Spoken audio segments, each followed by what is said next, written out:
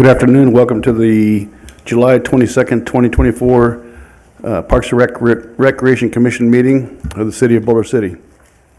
I'm going to call this meeting to order. Is there a quorum? Do we have a quorum? Yes, we have a quorum. And are the minutes posted in accordance with Nevada Revised Statute? Yeah. The agenda. Yes, it is. Thank you. Please rise and join me in the Pledge of Allegiance.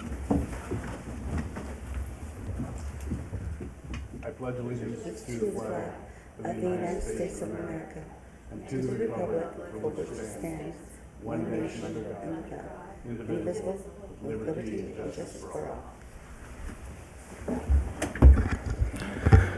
Thank you. I'll start off. I'd like to welcome our newest member, Terry Beaver.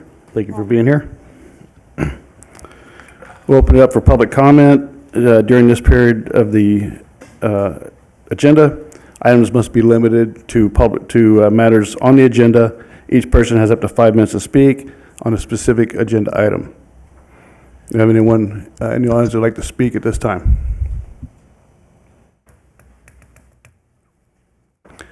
Please state your name and sign the log there. All right, my name's Catherine Call. I'm talking about the last item on the agenda, the suggestions for new recreation facilities and programs. So we started a petition just trying to see interest for a public track here in Boulder City. And we've gotten over 100 signatures. We've just had it at one location. So everyone we've talked to, the 100 people have been very interested and very supportive. We haven't had anyone really negative about this idea. So here in Boulder City, we have the high school track, but there's no public track that's, open to community members at all times. And there's a lot of residents that would really love to have a track here. So what we are proposing or suggesting is a track be placed at the Veterans Memorial Park. It needs 4 acres of land. There's a desert area to the west of the splash pad. That's a big acreage that could be used. It can be, for cost, it can be scaled. It can be something as simple as a dirt track. All that would need to be done is the ground leveled and a dirt track stamped into place. So anywhere from like $200,000 up to, multiple millions of dollars if you want to have a super nice track. This provide programming. We don't have any youth track programs really in the whole county. The only track that we've been able to find that's open to the public is at UNLV. Which, doesn't really work for most families to drive all the way there. So there's no youth track programming in the county, so that'd be awesome. Provide a place for really anyone who wants to start running or start walking to use a safe place. We have a baby, so I run with a stroller, and it's a lot safer if we can be at a track than around cars. So yes, that's what we're proposing. We would love for the committee to take that into consideration. Okay, thank you for your comments. Anyone else want to speak? She did identify a agenda item. However, that agenda item is specifically for commissioners' reports. So anything not on the agenda, please hold that off until the last public comment. Appreciate it. Any other public comment from anyone in the audience? Okay, any members of the public wishing to comment that are not present can do so online or by calling 702-589-9629 and make your comments by telephone.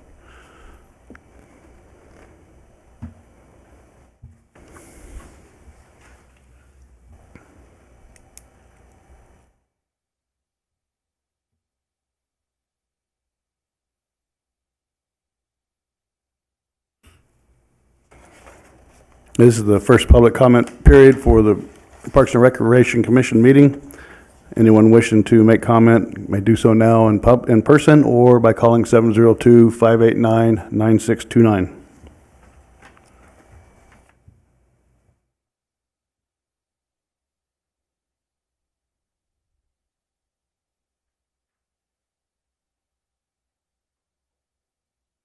I assume we have no written comment, is that correct? I do have a written comment, Oh, but I'm sorry, go not ahead. for the second. Thank you. Yeah, not this time. Okay, last call for public comment. Again, you can call 702-589-9629 or make your comments in person. Okay, hearing none, we'll close public comment and move on to the regular agenda item. We'll move to item number 1 for possible action was to approve the minutes of the May 20th, 2024 meeting. Members, if you've reviewed the minutes, get a motion to approve those. I'll approve. Need a second? I'll second. All in favor? Aye. Any opposed? Okay, those minutes are approved. Moving on to item number 2, matters pertaining to the Boulder City Municipal Golf Course and the Boulder Creek Golf Course to review statistics and surcharge reports and an overview from Director Julie Callaway. Thank you very much, Chairman. Members, I wanted to let you know that golf is still very busy, although it has slowed down just a little bit with these extreme heat, the temperatures that we've had lately. But while we don't have all the final figures from fiscal year 2024, it's looking very promising. Revenue and rounds were up at both of the golf courses, which is really nice. Once we have those final figures, we will have them available for you. I did want to let everybody know that our golf professional, Andy Shaper, has left Boulder City for a country club setting in Flagstaff, Arizona. Who can beat him, especially after these temperatures? He did sell his business to his assistant, who's been working at both golf courses for the last couple of years, and his name is Carl Larkham, and he is well known throughout Southern Nevada and the golf community. So he has left the business in very, very good hands. City Council and staff really thought that this would be the best transition where we could retain the current staff that's there and the processes that are there that have been very successful over the years with Shaper Golf. And Carl has stepped in and taken over, and staff was very excited that they weren't going to have any big changes with their routines or their day-to-day operations. So we're very happy with that change of ownership, although we do miss Andy, and we're very grateful for his many, many, many years of service to the golf community and really the residents of Boulder City. Regarding some current maintenance that's going on at the golf courses, both golf courses are sprayed with the preventative fungicide and growth regulators on the greens every 14 days. And there have been lots of irrigation adjustments, repairs, replacements, and of course daily mowing and setting up for daily golf, moving, cutting holes for the tee box or for the greens, etc. At the municipal golf course, it is a little bit more difficult with the age of the irrigation system to find the exact parts. So a lot of times what it could, under a normal circumstance, be a very easy repair because it's easy to get the replacement parts. It's harder and harder and sometimes impossible to get the replacement parts for the irrigation system at the municipal golf course. So some of those repairs take a little bit longer. There has been a recent capital improvement water conservation turf removal project that it was just completed at Boulder Creek. It was some non-functional turf that was outside of the pavilion, and we had a contractor come in and remove that turf and replace it with some chat, and that's, I believe, almost completed. Last week, staff did host a community meeting to discuss water conservation at the municipal golf course. And that would include potential turf reduction along with a new irrigation system for the entire course, which will in itself be a nice water savings just from having a new irrigation system alone. But we did have a design provided by Lage Design that showed potential turf reduction for the municipal golf course. Residents were encouraged to submit their opinions in writing or writing actually right on a design that we had out for everybody that was in attendance. All of the input and information from residents via a survey that we've had online, or they could have handwritten information that was submitted at the night of the meeting, and then also on the document itself. All of that information will be provided to City Council so that they can make their final decision on potential turf reduction at the municipal golf course as a water conservation project. Any questions? No questions? Thank you. Thank you. Moving on to item number 3 for possible action is matters pertaining to the Recreation Division. Possible discussion about daily, monthly, and yearly statistics, and an overview from Program Coordinator Jennifer Spinklink, who I assume has a stand-in today. Very much. I'm back. And I do have Jennifer's report for you. She is letting everybody know that school, believe it or not, starts in 2 weeks. Our program is moving to Mitchell Elementary School. We've been at Martha P. King for the last couple of years, and now we'll be at Mitchell. Very excited about that move. They're going to have a little bit of additional space and a classroom, so it'll be nice to have a dedicated space within that school for them to be able to run the program. It's been a couple of years since they've been at Mitchell, and they're excited to work with the new principal, Tracy Echeverria. And her children actually grew up in Boulder City and grew up doing Parks and Recreation programs. So we're very familiar with her, and we're excited that she's back in Boulder City. Operation hours and cost for the Safe Key program will remain the same. And when the school is closed and we do offer off-site Safe Key, that'll still probably be at the ABC Park location like it has been all summer. Our Tiny Tots supervisor has been promoted to our assistant sports coordinator. Zach, which you know would come often to report on youth and adult sports. We were sad to see him go in June. We knew he was going, and he's going to start law school in the fall. So we kind of knew that this was happening, and we went through the whole process of him testing for it and applying for different schools, and we're excited to see him branch out. But we of course miss him, but we're excited to have Bridget step into that role as the assistant sports coordinator. We do have special interest classes.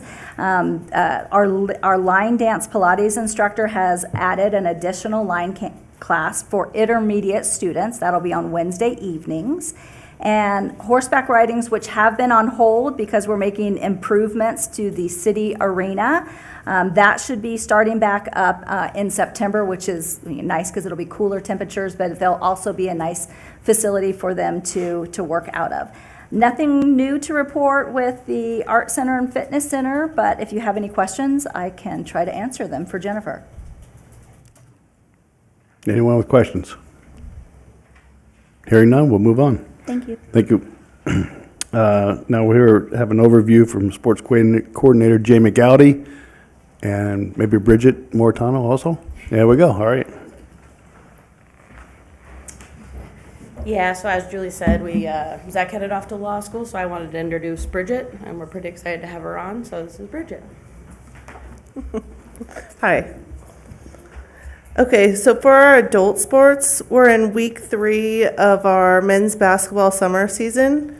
We have 6 teams and over 40 participants, and we're preparing for our fall sports. We have co-ed softball, women's volleyball, and we're hoping for co-ed volleyball also.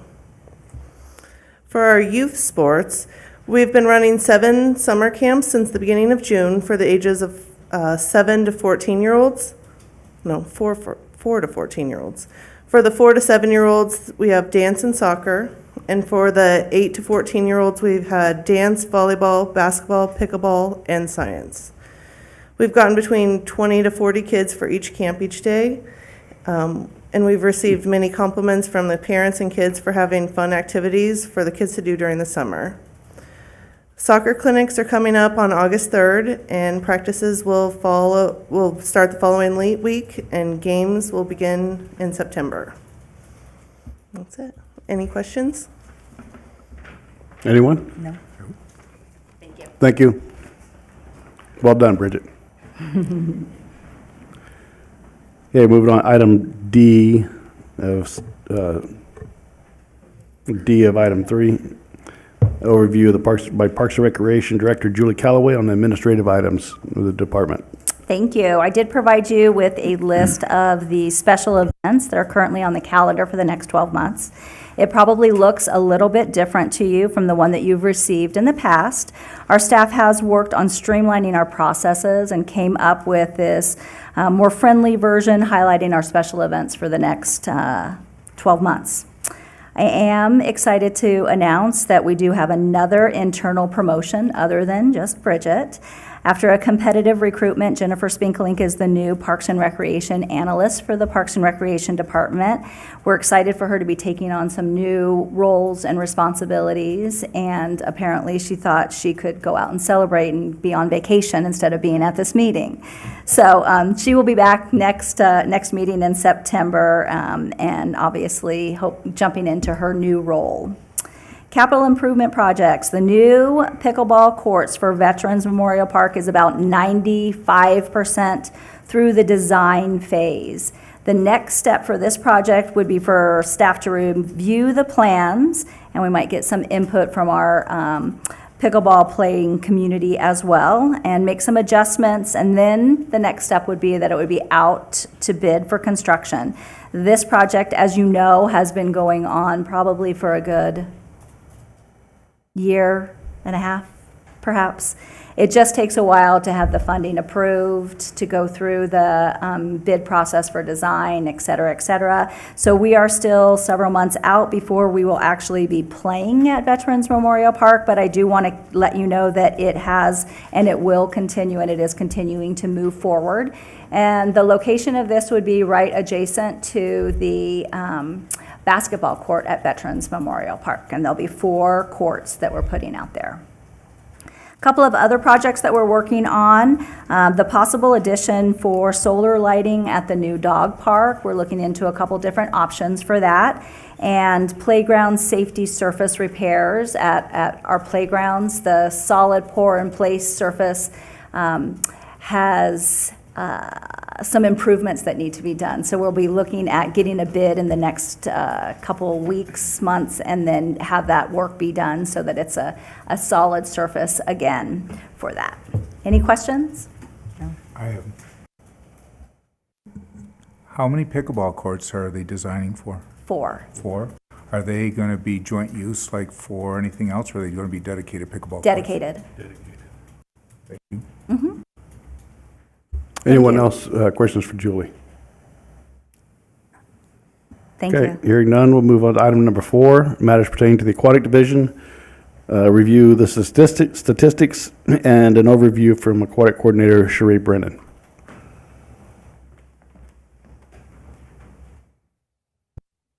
I'm going to hand you some pictures. I won't be talking about them until a little more towards the end.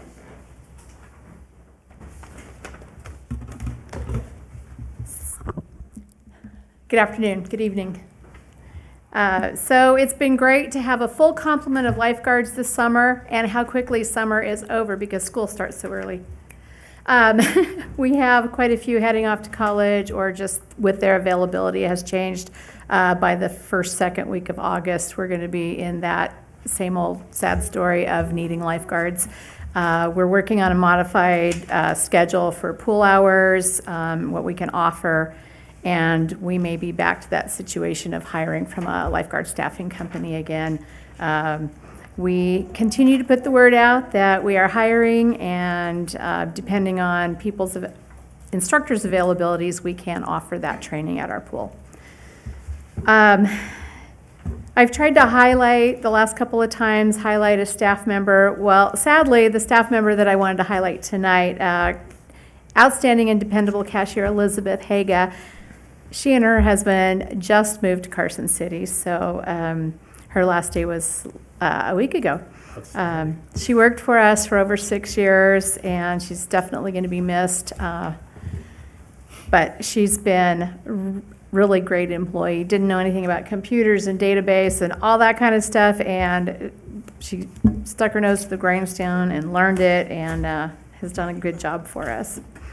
Programming wise, I already mentioned this in May, but I just have to say it again. The high school boys team took the state championship in swimming in the Division III category. So I just think that's amazing and wonderful, and we're proud to have them at our pool. BCH Heatwave, their numbers increased from about 20 prior to summer to 50 this summer. So that's been great to see all those kids in the pool, improving their technique and their times and everything. Our water aerobics classes are very popular, especially in the summer. We have offered 6 different classes this summer. 3 of them have been pretty much full so far this summer, and the other 3 have been at least half full with participants and lots of drop-ins. And then our swimming instructors have been quite busy teaching swimming lessons. Our evening lessons tend to be more popular than the morning lessons, I'm sure, with parent work schedules. And we've had a big increase in private lesson requests this year.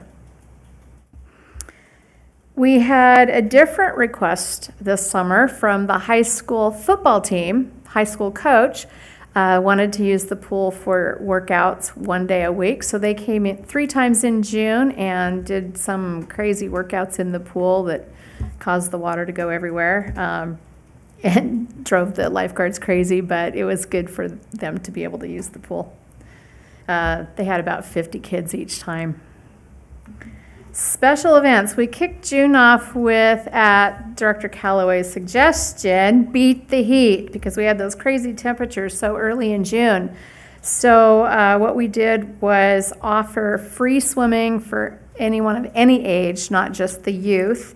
And then it was decided after that we would offer free swimming every Saturday, free open swim every Saturday for adults, seniors, anybody.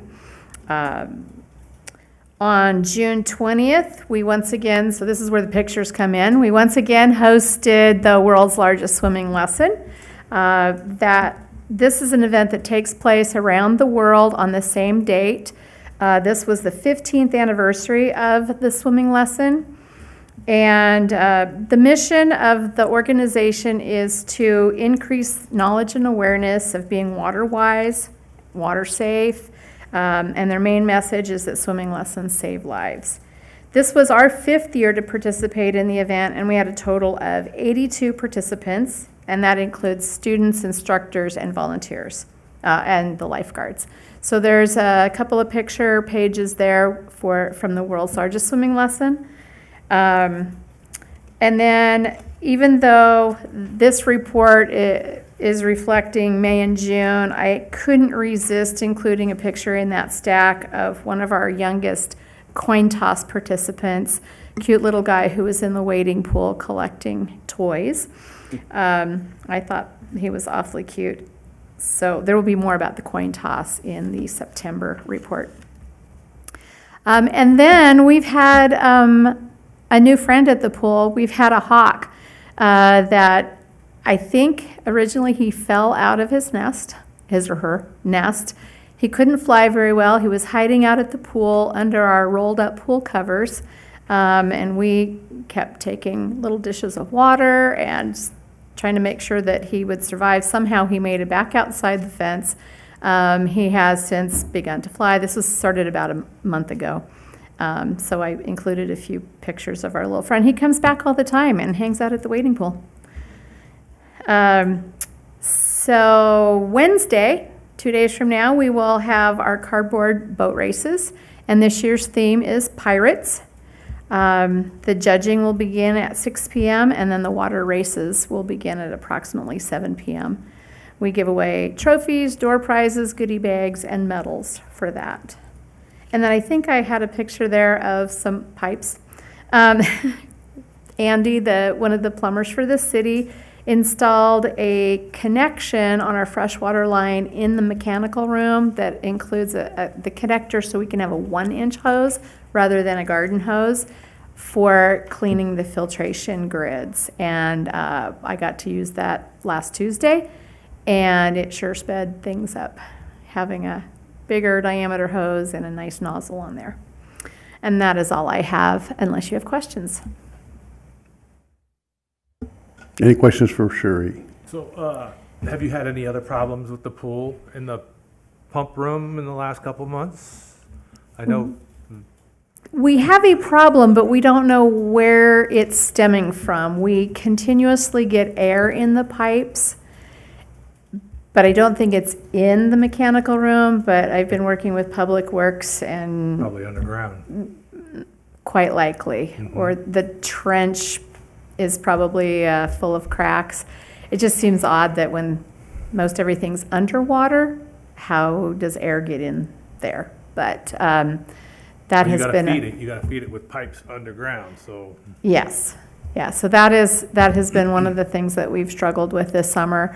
I didn't mention, I forgot about this. This morning, Public Works installed a sensor in the mechanical room above the pit that via infrared or some magic, it will be able to detect water levels, and they've got it running to one of their phones via some app, because we're not sure when things are happening, but things are happening. Yeah. Did that answer your question, Yes. sort of? Okay. All right, Sherry, is there any details on the cardboard races? I think I saw pictures of it last year and they were smallish. Okay, I have a flyer there, and the rules are on the back. So what kind of details are you looking for? Just general details for the public. Are these boats that people are getting in, or are these just small These boats that people are are pushing? Boats that the kids are pushing, so they can be little tiny, they could be, up to, say, 3 feet. We don't really have a specific rule on that, just something that the kid can build, decorate, and feel comfortable pushing down the lane. So the first part is the judging, and they're not in the water at all, and they're all over the deck, and the judges come in and take a look and interview the kids, ask them about their boats. Our categories, we have most piratey this year since our theme is pirates, and we'll have a Mayor's Choice Award. And those are awarded before they ever get wet, so they still look nice. And then we line them up in age groups, and they do one length of the pool pushing their boat. So they can sit on a noodle and push it, or they can swim and push it if they're swimmers. Okay, all right, thank you. You're welcome. And then at the end, we award the Titanic trophy for for the boat that overall, not in each age, but the boat overall that sinks the fastest.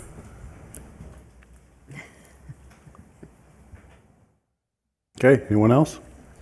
Thank you, appreciate it. Thank you. It will move on to item number 5, would be an overview provided by Director Callaway regarding Bootleg Canyon area. Thank you. Bootleg Canyon, as you can imagine, is a little bit slow during these summer months. We did, however, have a night event scheduled. Once the temperatures cooled down, everybody would have a headlight on, and even that was canceled just because the temperatures were not cooling down a substantial amount to be able to facilitate safely something like that. So we are looking forward to September when we start back up with regular races and events up there, and typically have about 2 or 3 a month, as you can see on the master calendar, starting in September, October. The other thing regarding the zip lines is an update regarding the RFP process. The next step, we did secure a qualified interested company, and the next step will be to negotiate a contract for them to start up operations again up at Bootleg Canyon to add that outdoor recreation opportunity for visitors and residents of Boulder City. When do you expect that to be back up and running? I don't see that happening before the beginning of the year. Okay.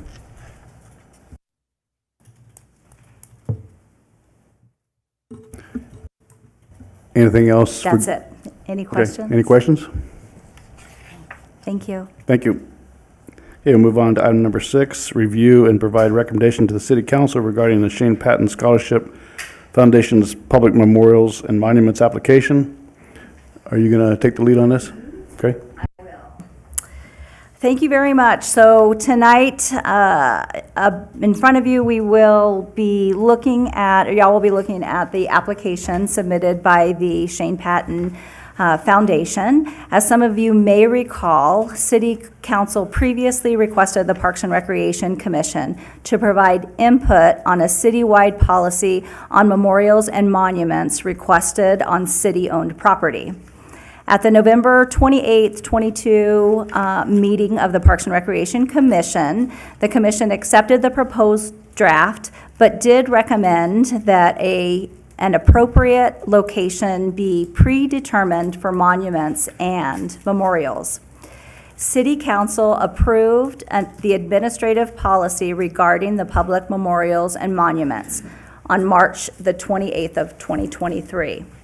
The policy was attached to your packet, and it states that the proposed memorial, if it's located in a city park, that the Parks and Recreation Commission will need to review the application and make approval, a recommendation to approve or deny the request for City Council's consideration, which is why all of that information was included in your packet and what we need to have you guys discuss today.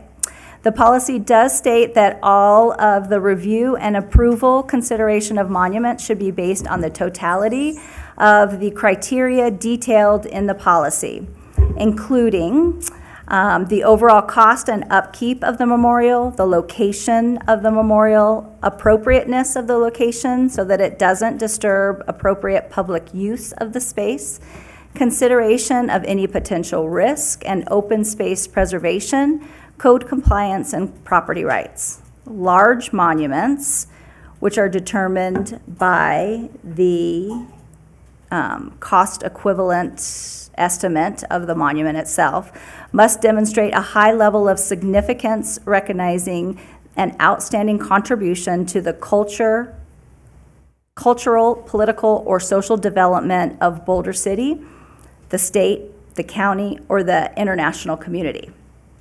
The application before you tonight is from the Shane Poughton Foundation. The detailed information, including draft documents of the proposed location site and the statute renderings, were included in your packet. The foundation is requesting placement of the bronze statue in honor of a longtime Boulder City resident and Navy SEAL, Shane Patton, to be placed in Wilbur Square Park. Patton died during Operation Red Wings in Afghanistan, June 28, 2025, the largest Navy SEAL casualty in our nation's history. Wilbur Square Park was named after the Secretary of the Interior, Ray Lyman Wilbur. It was constructed around 1933 during the initial development of Boulder City and is intended to be an informal park with a natural setting to reinforce the Reclamation Administration building built on the hill. Wilbur Square is the desired location for the foundation, and it is requesting placement of the Shane Patton Monument, and site maps were included in the application. Tonight, the Parks and Recreation Commission is tasked with reviewing the application and making a recommendation for City Council to approve or deny the application based on the public monument and memorial policy. Any immediate questions? No. And if not, we do have the applicant here as well, if you do have any more detailed questions. I do have a couple of questions for you. I think they would be, on the risk assessment thing, it says that the assessment will be included in the decision-making process. So is there, I don't see that included, or does that come at a later time when council reviews it? So it would be if there was any risk that you all saw that might be of significant value to bring up at this point, based on the information that you have. Otherwise, staff will also be making recommendations outside of Parks and Recreation. Yeah, I think the risk manager for the city would be the appropriate person to do that. And then it says that memorials being in compliance with city code, so I guess I don't know the answer to that either, if that's already been worked out. Correct, and if there was any issues with it, we would be working on behind the scenes, dealing with those things. Okay, thanks. Do we have any comments or questions, or would you guys like to hear from the applicant? I'd like to hear from the applicant. Okay. For the record, please state your name and sign the log there. How we doing? I'm Grant Turner. My name is Chase Patton. Shane was my brother.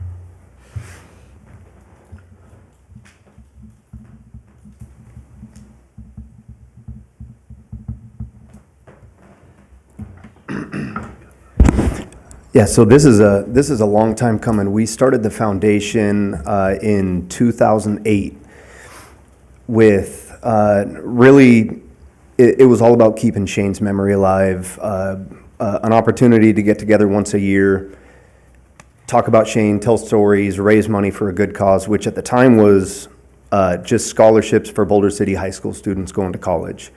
We did that for a long time, and it was great, and it was fulfilling, but at one point we decided it was time to kind of level up, and Shane is the only Navy SEAL involved in Operation Red Wings that does not have a statue in his hometown, and we just couldn't let that stand.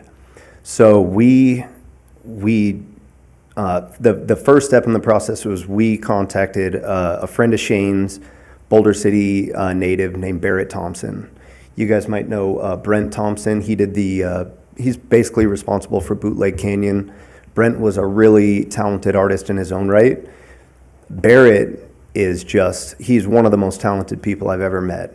So Barrett imagined Shane in his full military gear in what I think is a really noble pose. It's kind of a what you would call a Warrior One pose.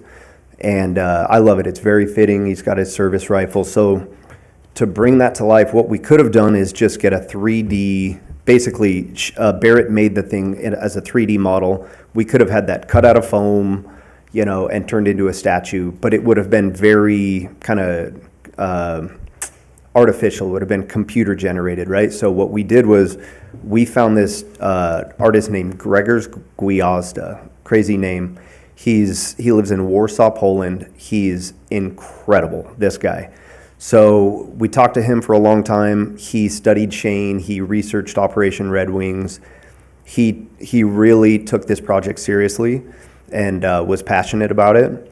And having never met Shane, never seen him in person, was able to take a 3D render and make a 1.5 times scale clay model of Shane that by the time we got done, at the very end, Chase will attest to this, these little details, the lips need to be a little bit more full. His nose was, you know what I mean? Like back and forth and back and forth. And this guy showed incredible patience, incredible talent. And in the end, you've got this just beautiful representation of Shane. From there, it went to the Foundry in Poland, where they're finishing it up right now, and it'll be on its way to Boulder City, Nevada.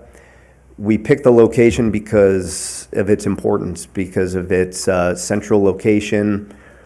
At one point, the council suggested taking it to Veterans Memorial, which seems appropriate, but we felt it would get lost down there.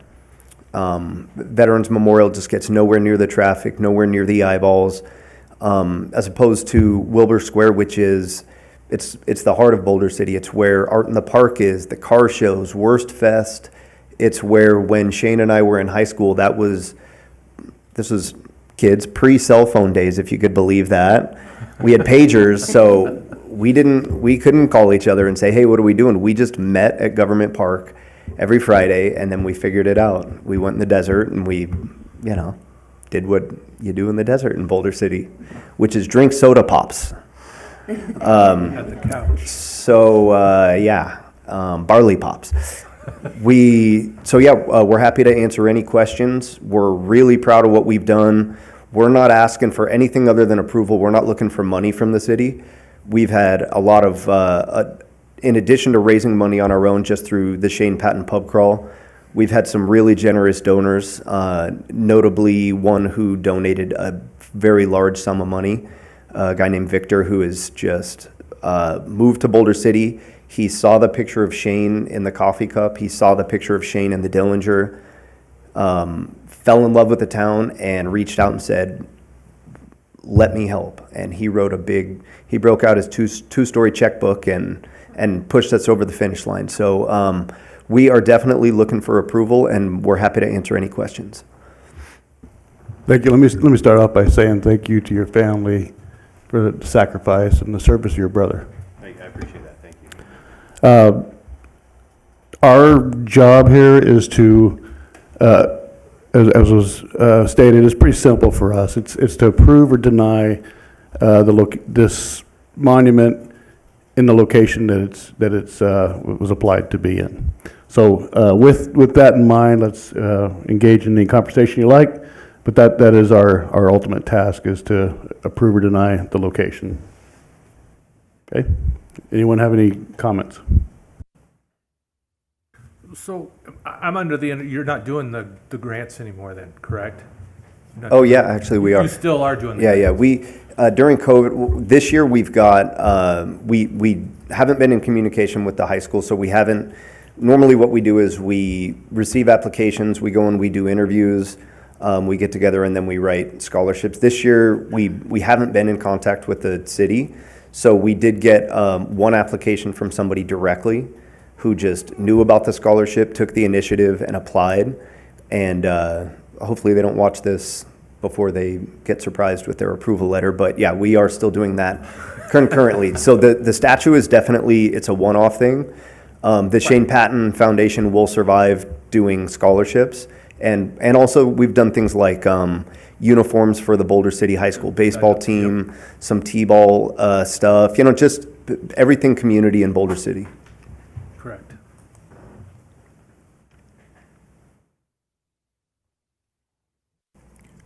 What I'm struggling with in the decision, which maybe you can help me, is I know that the city spent a lot of money on Veterans Memorial Park, and the whole Veterans Memorial Parkway in the park is all geared to anybody who made the ultimate sacrifice or anybody else who is a veteran. And what I see is the spot that you're looking at is probably, like you're saying, is probably the most prominent spot in the city. So let's just say we get a U.S. president here. Where would they go? And we have all that statuary down there that really kind of works with the life of Boulder City. I'm really leaning towards Veterans Memorial Park because that's what the intent was when it was originally set up. I think the statue's beautiful. I think everything about it is really nice. You know, I was at the Navy SEAL Museum last December. I actually saw his name on the wall there. But I just look at that the park, if people were coming here looking for Veterans Memorial stuff, they'd go to Veterans Memorial Park. And you're welcome to comment back to me, but that's kind of where I'm feeling. Yeah, certainly. I appreciate that sentiment, and Veterans Memorial Park is beautiful. And definitely, if you're going to Veterans Memorial Park, you're going down there with that specific purpose. And that's what you would consider a captured audience already, right? Like, they're going down there for that specific purpose. How many more people are likely to come across Shane's statue in Wilbur Square and be inspired and appreciate his sacrifice? Especially now, you know, when we're at a moment in our country where patriotism is on the decline, and I've always looked at Boulder City as being the most patriotic city in the country. And I think the 4th of July parade reminds us of that every year, right? So a kid walking through Government Park that might learn about Shane's sacrifice, I think, is a whole lot more likely to appreciate that and to derive a sense of patriotism. That same kid, in all likelihood, especially if they're not a Boulder City resident, if they're passing through, they're a whole lot less likely to encounter the Shane Patton Monument. And to be clear, we didn't come here with a contingency plan in mind. So we didn't say, oh, okay, if we don't get the approval that we're looking for, it'll end up in Veterans Memorial. That's not our intent. We came here to have it placed prominently in Wilbur Square. If we're denied that opportunity, we'll regroup, or we will consider that. But we didn't. This isn't the Veterans Memorial is not under consideration for us. We came here specifically to put it where it's going to receive the most eyeballs. I also think the purpose of it also being up here as well would be that it would help drive more traffic through downtown Boulder City, so that people would be able to come through downtown, view it, especially those from out of state that come to our pub crawl every year.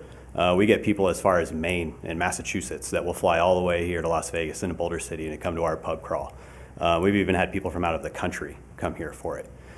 So I think that with the word of mouth of the statue being here, it is also a place where we could congregate before the pub crawl and also even before 4th of July ceremony and stuff like that for that parade. But I also believe that it might help some out-of-state people come through Boulder City and help patronize our local businesses and things like that. Hopefully just in that direction as well. I have a statement. I really love the statue. There is no greater sacrifice than what your family has given to our country. Thank you. And Shane signed up for that, but the family didn't. And they need a place to go. And I go all over Boulder City at the parks and everything else. Veterans Park is for kids. All of their little things that they've got going is wonderful. But I don't think they'll appreciate it in that venue as much as they would over here at Wilbur Square. I think that would be seen by more veterans, because the veterans don't go over there too much to see the kids play baseball or go to the skate park and stuff like that. They go to Veterans Cemetery for that. Or you would have an honorary person from the military that sacrificed so much that would do a wonderful, uplifting thing. You'd see more kids seeing it. You would see more veterans paying respects. You might have to get benches. That's all I got to say. And benches are included in the design as well. So yeah, thank you for that. I have a question. Being in the center line of that park, is there any, if it was on a corner like the Turbine that's in that park, or if it's down in Escalante, north or south in front of City Hall, are there any second choices that would be acceptable to the foundation and the family? We really did, yeah, I know what you're saying. It's very prominently featured, it's centered, and that was the intent. We felt that Shane's sacrifice deserved that type of placement. And in terms of the magnitude of the monument, if you actually walk out there and step foot on site, you'll see that the trees behind it, I believe they're I already forgot the name of the bush, but the bush behind it they're very large. So it's not going to be it's not going to overpower the area. You're eliminating only a few hundred square feet of grass, and in its place would be pavers and some benches. So it's definitely prominent. It really is. It's dead center. And how old's Boulder City? We're creeping up on 100 years, right? There's been no other proposal for anything in that place of any significance. Otherwise, it would have been there. And we think that this is it, and we believe that the time is now, to the point that we've actually proceeded with the actual construction of the statue. So yeah, we're not. There are other areas. Don't get me wrong. South Escalante is great. The corner, similar to how the Turbine is. Now, if you look at the Turbine, that thing's been there so long, you just drive by it. But if we said today, hey, we want to take that much of the park and install a big turbine, people would be saying, oh, it takes up so much of the park. It's so big. It's such an obstruction. But it's been there, and I think it fits perfectly. And the Shane Patton Memorial statue is considerably smaller than that turbine. I think it fits perfectly. I certainly appreciate your sentiment. And yeah, we're proceeding with that as our intended location, and we're hopeful to receive approval. Okay, thank you. Anyone else? I got a couple questions, Grant. So I'm looking at the criteria, and, you know, we're supposed to look in totality, and most of the things in the criterion seem to fit. But I got a couple questions about things like consideration being given to existing uses with a goal of preventing the memorial from disrupting appropriate public use. So I talked with a couple of those, the people who put on the various events, Art in the Park and Spring Jam and that stuff. And on a couple of those events, that would displace some of those things. So just that we have to take that into consideration, that is an existing, what does it say, existing use.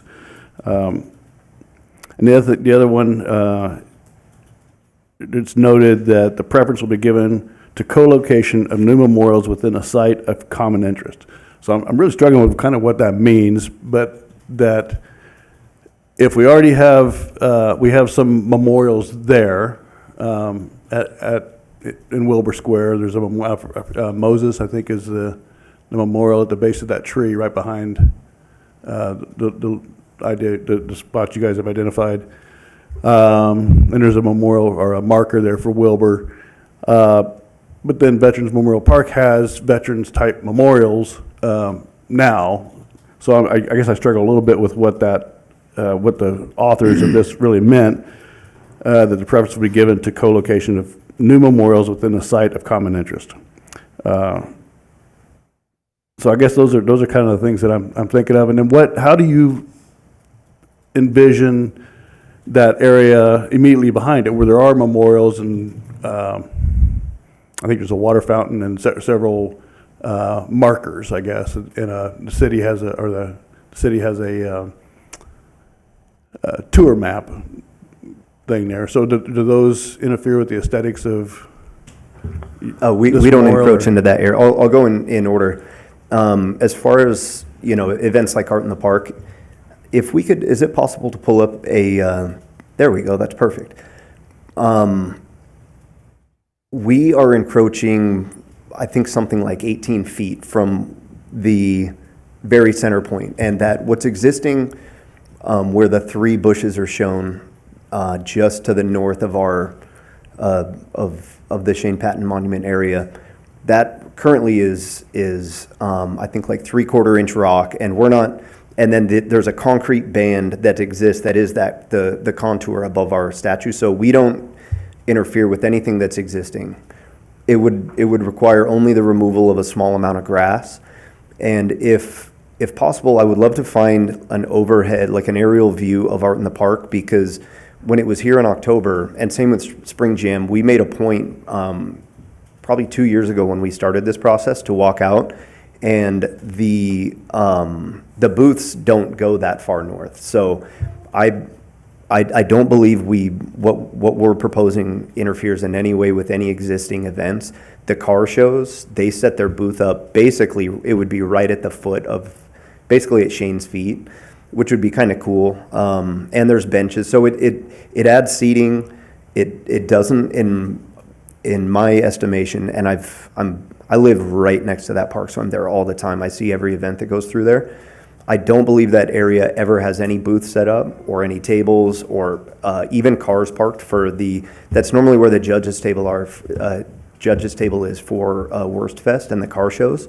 So I think it's the least obstructive and the most impact site that we could have chosen.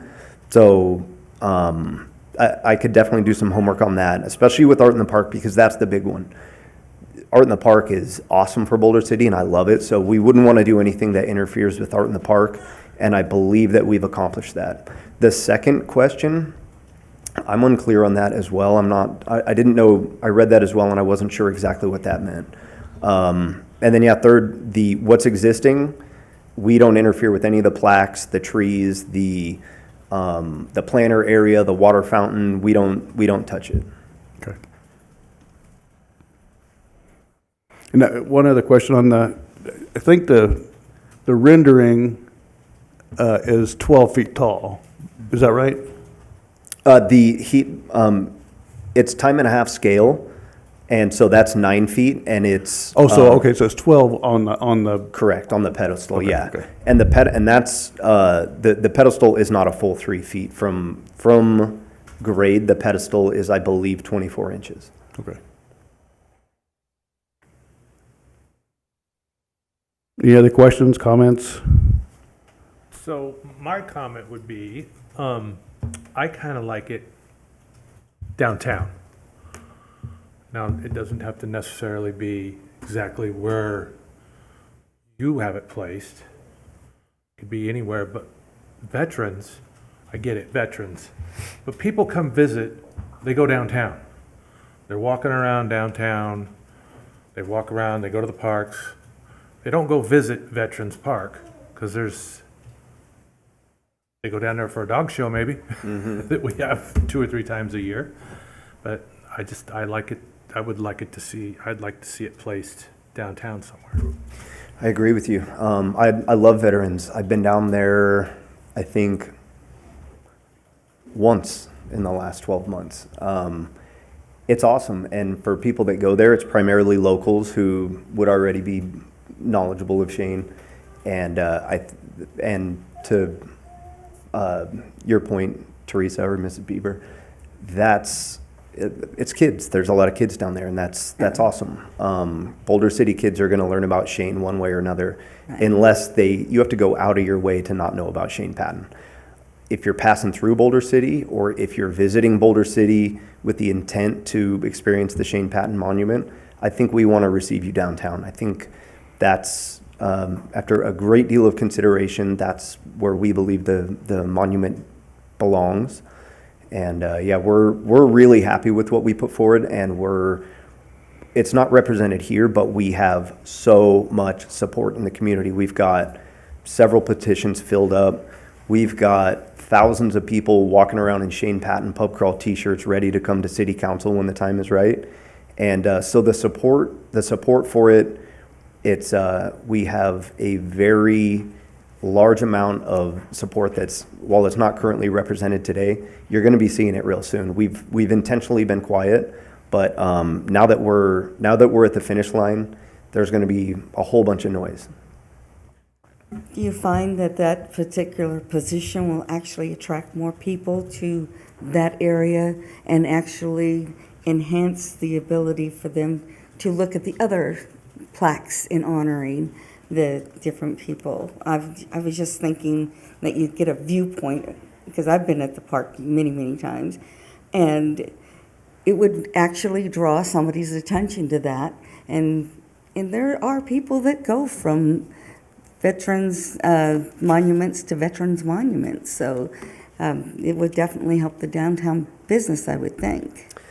We had a really strange, what do you call that, where a coincidence, a synchronicity, but it was on the Shane Patton pub crawl day, and it was Axelson, right?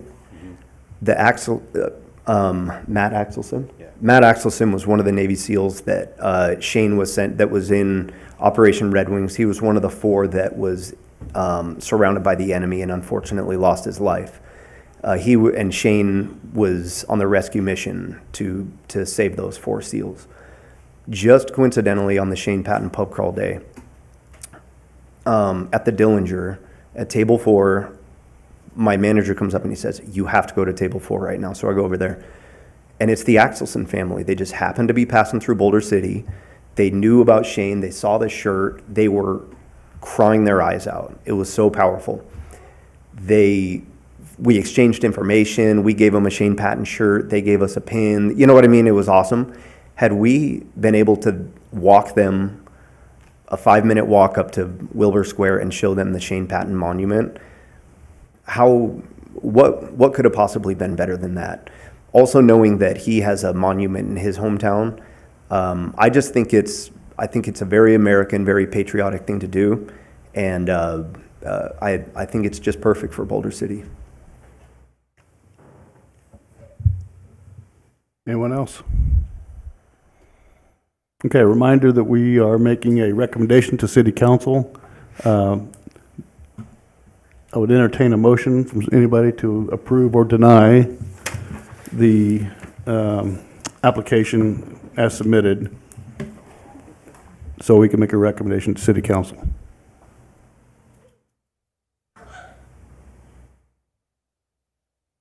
I vote to approve. Okay, so are you making a motion then to, Yes, I'm making a Okay. motion, however you do it. okay. So, Ms. Beaver's making a motion to recommend to City Council to approve the application as written or as submitted. Is there a second? I'll second. All in favor? Aye. Aye. Aye. Any opposed? Nay. So I think that's a 3-2 vote to recommend to City Council to approve the application. Correct? You got that? We good? Okay. Thank you very both. much. Thank you. Have a great day. Thank you. Last item on the agenda is item number 7, which is Parks and Recreation Commission reports. And this is each of our opportunity to make comment or ask staff about recreation facilities, events, activities, what have you. Chairman, if you don't mind, I'd like to start by making a public announcement to thank the Danbury Committee and all the Boulder City staff from probably every single department that worked so diligently on this year's Danbury celebration. It starts, planning for it, of course, never ends. It's an ongoing process where just because this one has ended, we're already getting ready to have our debriefing about, what we could have done better and making improvements for next year's. We've put through the purchase for the fireworks for next year, so it's an ongoing process, but I did really want to make a public announcement to really appreciate everybody who worked so diligently on that event, and for Boulder City residents that came out and enjoyed all the festivities. It was a great event. It was a good one. Do you have any idea, it felt to me like there was a lot of people in town for that, more than in the past, and Veterans Memorial Park was packed. I would agree with that statement. Apparently, the temperatures did not scare anybody away. So luckily, it went off without any incidents, so it was another successful year. But I don't have actual numbers. Thank you. What did the parking lot look like at the park? Beyond capacity. There was definitely more people on the lawn area at Veterans, on the soccer fields there than I've ever seen. It was pretty impressive. Okay, any members have comments, suggestions, whatever, on anything Parks and Recreation related? Any announcements of events? Okay, hearing none, we'll adjourn. Oh, I'm sorry. I do that every time, don't I? Okay, this is our final public comment. Each person has 5 minutes to speak on pretty much any topic. Anyone wishing to speak? Yes, sir. Please state your name and sign the log.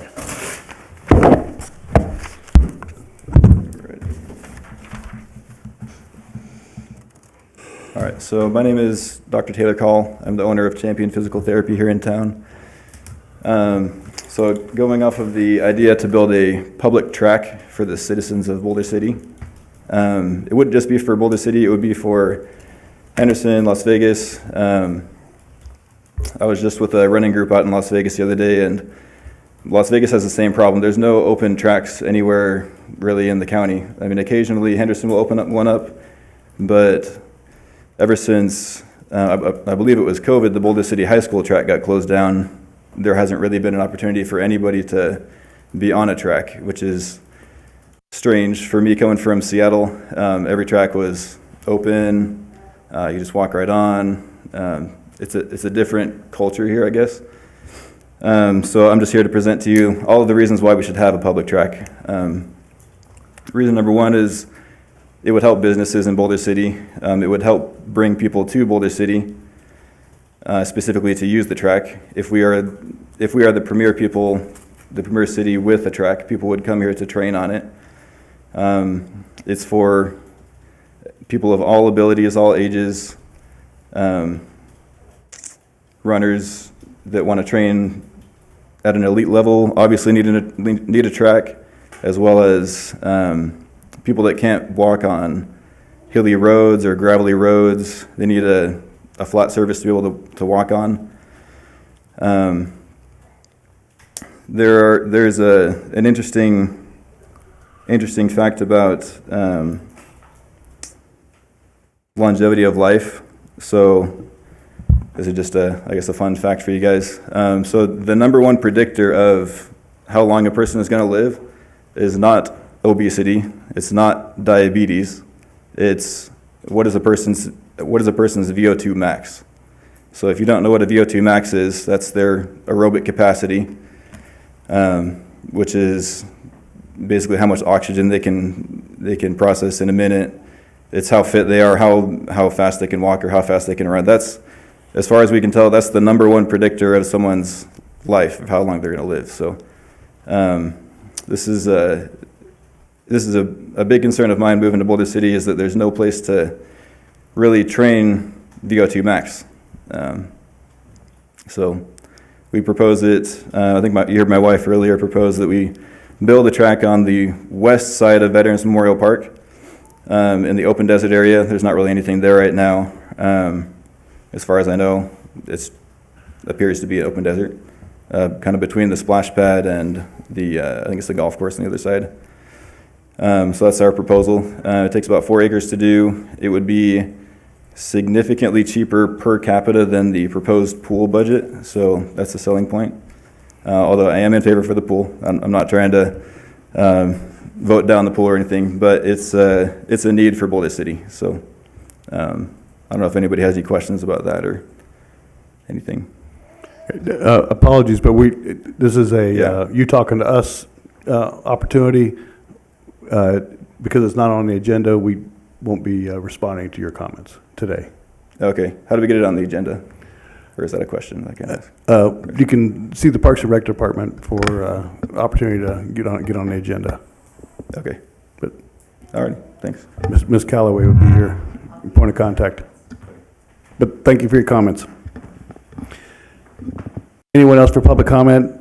If so, you can call 702-589-9629 or provide written comment, and we do have a written comment, correct? Yes, I do have a written comment from, I believe it is Alina Cowdrey, and she's said, would love to have access to a public running/training track since we cannot use the high schools, nor do I think the public should be using the high schools. I think having a public track will promote the healthy lifestyle Boulder City residents should strive for. End of written comment. Thank you. Anyone else in the audience wishing to speak? Again, if you want to call in, you can do so by calling 702-589-9629.